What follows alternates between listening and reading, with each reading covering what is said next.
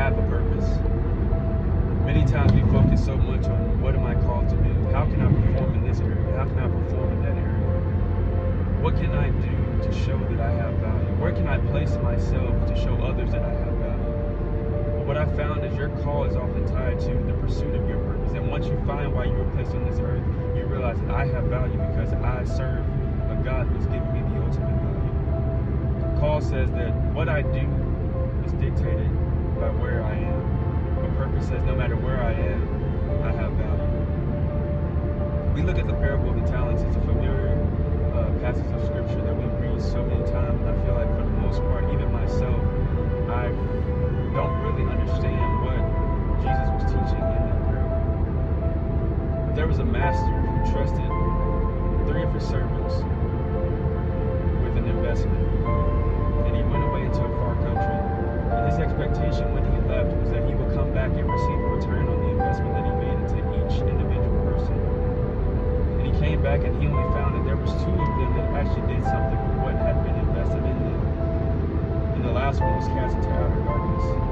And the reason why he was cast into outer darkness was because he didn't trust his ability, and he didn't trust the master's faith in what he was able to do with the investment that he had been given. And a lot of times that's what we do. We have so many limiting thoughts that we allow to keep us held back from why we were placed here on this earth. There's somebody waiting on you to discover your purpose. There's somebody here waiting to hear your story. There's somebody here waiting for you to really go deep within yourself and find what God has trusted you with. There's so many talents and gifts and abilities that we compare to others, and we say that because they have something different than us, they can do more than us. Or we see that maybe they've been given different abilities than we have, and we become stagnant, we become fearful to the point where we're just like the last servant, very untimely,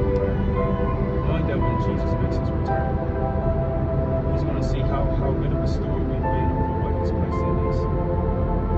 A steward over our finances, a steward over our families, a steward over our intellect, and the things that he has placed within us.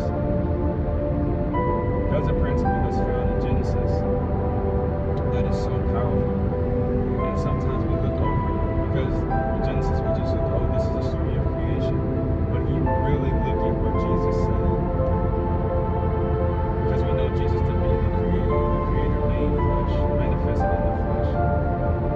If we look at the fact that God placed the potential of growth in every single thing that he created, because he said the seed of each thing is within itself, meaning that it doesn't have to look outside of itself to do what it was put on this earth to do. It's the same for humanity. We have been placed here with the mandate to be fruitful, to multiply, to replenish the earth, to have dominion, to subdue the earth.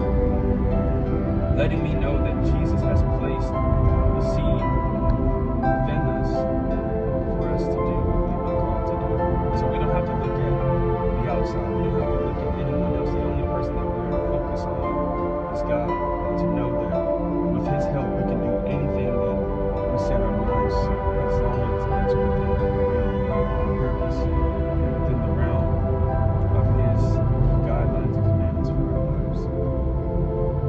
So if I can remind you of anything today, you have a purpose. There is a plan for your life. And there's somebody waiting on you to discover what that truly is.